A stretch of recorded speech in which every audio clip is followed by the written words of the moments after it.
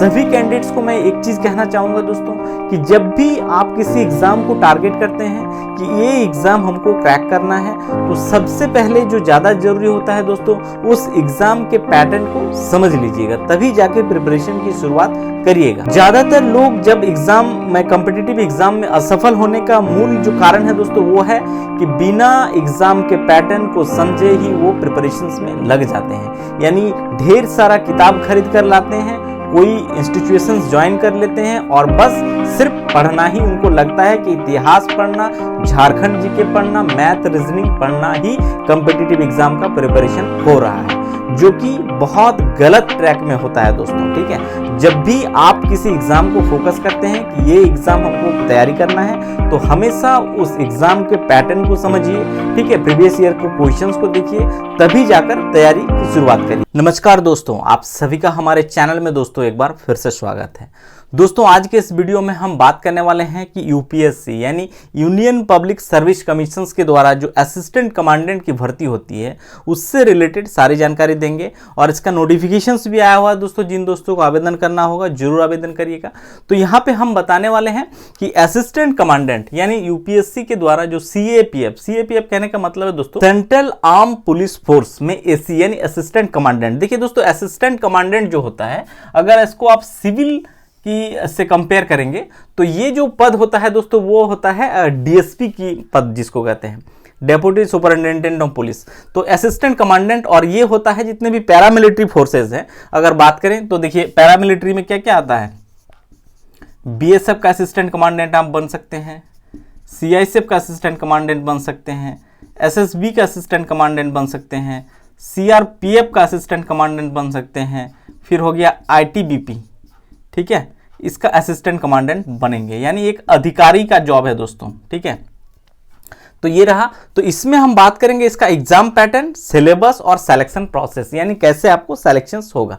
तो बेसिकली दोस्तों इस एग्जाम को सिलेक्शन अगर क्रैक करना चाहते हैं तो आपको 3 स्टेज से गुजरना पड़ता है। ठीक है, 3 स्टेज क्या क्या है। पहला स्टेज अगर देखेंगे तो ये है रिटन एग्जाम, फिर है फिजिकल एंड मेडिकल, और तीसरा जो होता है वो है इंटरव्यू।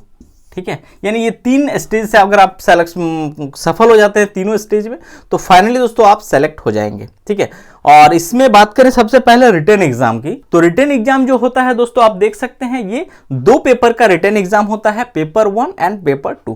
पेपर 1 जो होता है दोस्तों बेसिकली ऑब्जेक्टिव टाइप के क्वेश्चंस होते हैं। ठीक है, यानी वस्तुनिष्ठ प्रकार के प्रश्न रहेगा, जिसमें आपको 125 क्वेश्चंस पूछा जाता है और 250 फुल मार्क्स होता है, यानी हर एक क्वेश्चन में आपको 2-2 अंक का रहता है, 250 मार्क्स फुल, और समय आपको 2 घंटा मिलता है इसमें। ठीक है, और इसमें नेगेटिव मार्किंग का भी प्रावधान है, 1/3 इसमें नेगेटिव मार्किंग है। पेपर 1 जो होता है दोस्तों बेसिकली उसका नाम होता है कि जनरल एबिलिटी एंड इंटेलिजेंस, यानी इसमें जो क्वेश्चंस पूछा जाएगा दोस्तों वो इन्हीं सेगमेंट से आपको प्रश्न पूछा जाता है।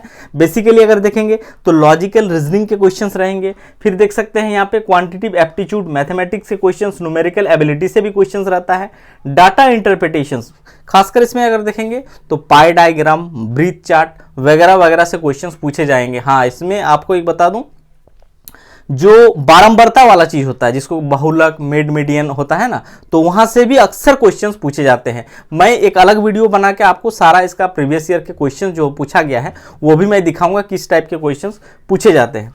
देखिए, फिर है जनरल साइंस, करंट इवेंट, जिसमें से नेशनल एंड इंटरनेशनल दोनों को कवर किया गया है, यानी नेशनल करंट अफेयर्स भी पूछा जाएगा और इंटरनेशनल भी करंट अफेयर्स पूछे जाएंगे आपको। फिर है Indian polity and economy, history of India पूछा जाएगा, और इंडियन एंड वर्ल्ड ज्योग्राफी, यानी भारत के साथ ही विश्व भूगोल से भी प्रश्न इसमें पूछा जाएगा। अब बात करते हैं इसका पेपर 2 के बारे में। देखिए दोस्तों, पेपर 2 जो होता है देख सकते हैं, ये आपका पेपर 2 जो होता है 200 मार्क्स का फुल होता है, और इसमें समय आपको 3 घंटा मिलता है। बेसिकली ये पेपर जो होता है दोस्तों ये डिस्क्रिप्टिव टाइप का पेपर होगा, यानी इसमें आपको लिखना पड़ेगा। ठीक है, यहाँ पे ऑब्जेक्टिव नहीं होता है, ये डिस्क्रिप्टिव होता है, लिखना पड़ता है। और इसमें अगर देखेंगे तो अप्रोक्सीमेट 7 या 8 ऐसे ही क्वेश्चन पूछे जाते हैं बेसिकली। ठीक है, इसमें 2 पार्ट रखा गया है, जिसमें देखिए general study, essay and comprehension इस पेपर का नाम है। इसमें पार्ट 1 जो होता है दोस्तों वो होता है आपका 80 नंबर का रहेगा पार्ट ए से, जिसमें से ऐसे आपको एक निबंध लिखना पड़ेगा। बेसिकली दोस्तों ये जो निबंध होता है फॉर्म फिलअप करते वक्त जो आप मीडियम चूज करेंगे, यानी हिंदी में आप लिखना चाहते हैं, इंग्लिश में लिखना चाहते हैं, तो आपको उसी में लिखना पड़ेगा। ठीक है, आप जो चूज करेंगे फॉर्म फिलअप करते वक्त आपको उसी में लिखना पड़ेगा, अन्यथा आप फिर फेल कर जाएंगे।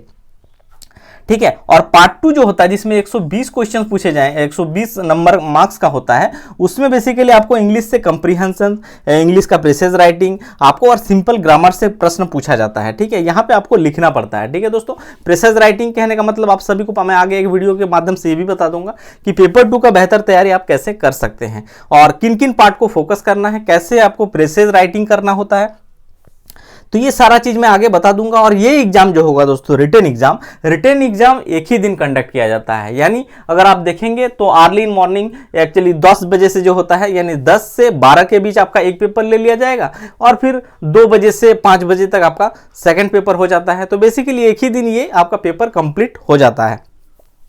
और इसके बाद इसका जब रिजल्ट आउट होता है, यानी रिजल्ट में अगर आप क्वालिफाई कर जाते हैं तो आपको बुलाया जाता है फाइनल फिजिकल एंड मेडिकल, यानी फिजिकल भी होगा मेडिकल भी हो जाता है। उसके बाद एक बार फिर से एक रिजल्ट आएगा और उसके बाद जो लोगों का इंटरव्यू के लिए बुलाया जाता है वो इंटरव्यू में जाएगा और इंटरव्यू में फिर फाइनल के बाद उसके बाद फाइनल मेरिट जारी किया जाता है। तो आप फिजिकल में देख सकते हैं क्या क्या करना होता है। देखिए मेल फीमेल दोनों लोग भर सकते हैं इस फॉर्म को।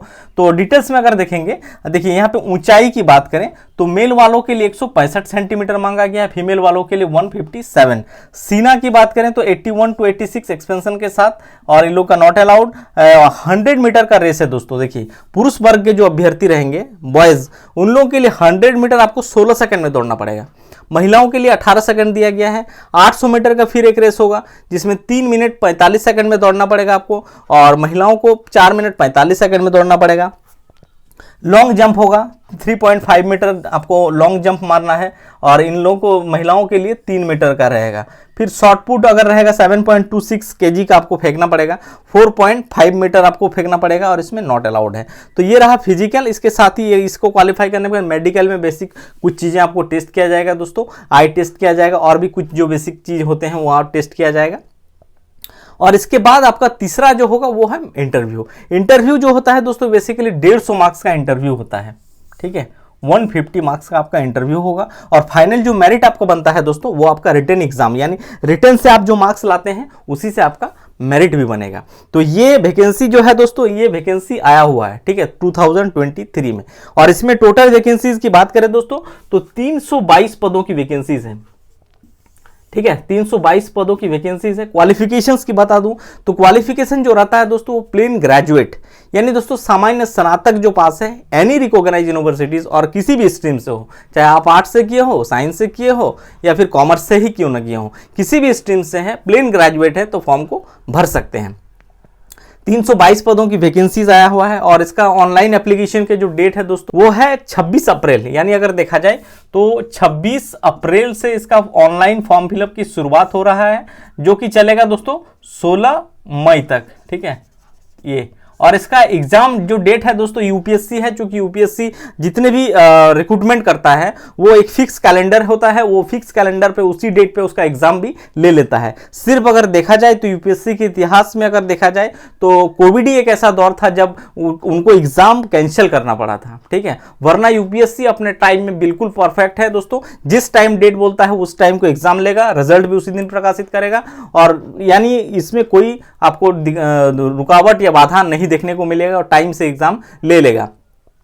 ठीक है, और इसका एग्जाम डेट जो है दोस्तों एक जो डेट दिया हुआ है यूपीएससी की तरफ वो है 6 अगस्त, यानी अगर देखेंगे तो 6 अगस्त को आपका एग्जाम ले लिया जाएगा, ये डेट भी बता दिया गया है। ठीक है, तो ये रहा दोस्तों यूपीएससी में अगर सीएपीएफ यानी सेंट्रल आर्म पुलिस फोर्स में एज ए असिस्टेंट कमांडेंट आप बनना चाहते हैं तो ये एक बढ़िया मौका भी है। 322 पदों की वैकेंसीज है। बीएसएफ में भी अच्छा खासा वैकेंसीज है, सीआईएसएफ में सबसे ज्यादा 91 वैकेंसीज है।